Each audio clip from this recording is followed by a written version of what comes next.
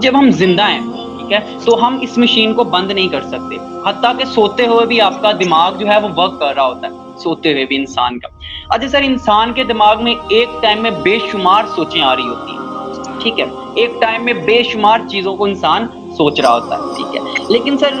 دماغ کی نا ایک ایسی سائیکی ہے کہ جو بندہ اس سائیکی کو سمجھ لینا وہ کبھی نیگیٹو تھاٹس کی طرف نہیں جائے گا۔ سر وہ سائیکی یہ ہے، سائیکولوجی آپ کو یہ کہتی ہے انسان ایک ہی ٹائم پہ اچھا اور برا نہیں سوچ سکتا، ایک ہی ٹائم پہ سر رات اور دن نہیں ہو سکتے،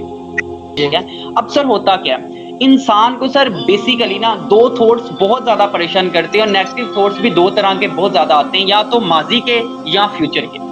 یا تو اس کی ماضی کی غلطیاں اس کو یاد آتی ہیں جو نیگیٹو تھاٹس بن جاتی ہیں، یا تو اس کی فیوچر کے آنے والی جو پلاننگ ہے، فیوچر کے جو خدشات ہوتے ہیں ان سے انسان ہمیشہ پریشان رہتا ہے۔ سر ہمیشہ یاد رکھیں،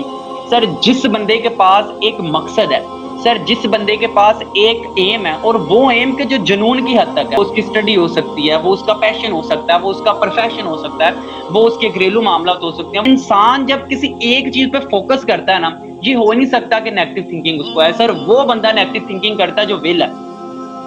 سر کام کرنے والے بندے کو نیگیٹو تھنکنگ آ نہیں سکتے، سر ایک بندے نے 8 گھنٹے کام کرنا ہے، اس کو سوچ آ نہیں سکتی کام کے علاوہ۔ سر نیگیٹو تھنکنگ ہمیشہ ان بندوں کو آتی ہے جو ویل ہیں،